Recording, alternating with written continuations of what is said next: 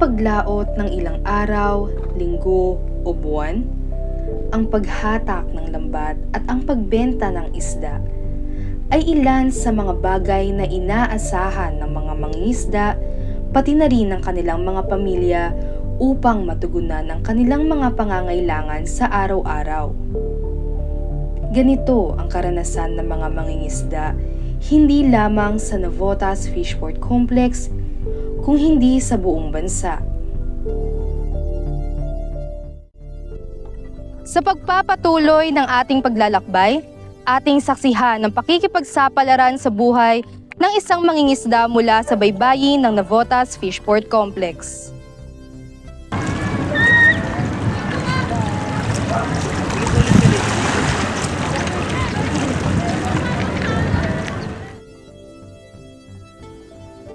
Dito sa harbor ng Fishport, limitado na ang pagbaba ng mga mangingisda ng kanilang mga huli.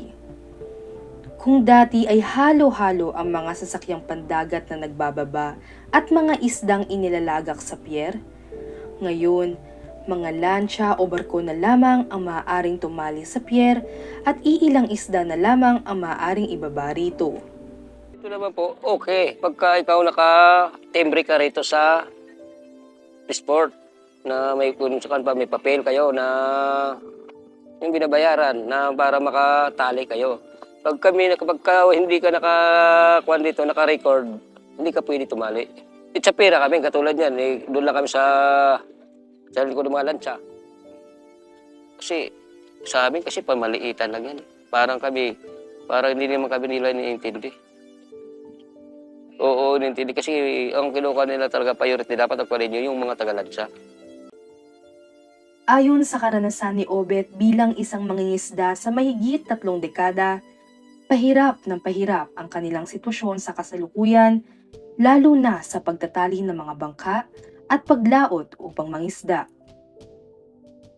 Isa ring hamon at palaisipan para sa kanila ang panghuhuli ng gobyerno tulad ng Bureau of Fisheries and Aquatic Resources o ng Maritime Industry Authority sa katwiran ng illegal fishing. Eh, siyempre, sa kita namin, gaano lang naman. Di ba? Kakapon, lumaot kami 3 araw, di ba? Ay, pikita lang kami, mga 300 doon, sapat po sa pamilya yun. Bagamat nakapapagod, determinado si Obet sa pangingisda, lalo na at ito lamang ang kanyang alam na paraan upang mabuhay ang kanyang anak at pamilya. Sa kabila ng mga pagsubok at hirap sa dagat, ang mga mangingisdang tulad ni Obet ay patuloy na nilalabanan ang hampas ng mga alon sa pag-asang magkaroon ng maginhawang buhay. Minsan, uyat, walang tulog-tulog, ganun. Talagang talaga. Laspag talaga katawan namin sa puyat, sa trabaho, para lang kumita. Ngayon, kung hindi kami magsikap, wala rin. Yun. Sa bawat pintig ng alon at sa kanilang paglaot, hindi matatawaran ang tapang at determinasyon ng mga mangingisda sa Navotas Fishport Complex. Ang araw-araw nilang paghahatid ng pagkain sa hapagkainan ang siyang bumuhay sa milyong-milyong mga Pilipino, lalo na sa kani-kanilang mga pamilya.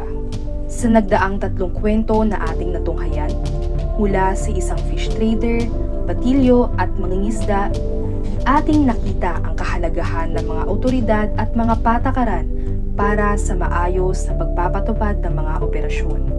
Kasama sila Mabel, Freddy at Obet sa iba pang mga manggagawa na nag-aasam ng pagbabago, mabisang pamamahala at pagtugon sa mga hamong kanilang kinahaharap para sa kanilang mga kinabukasan at ang Navotas Fishport Complex.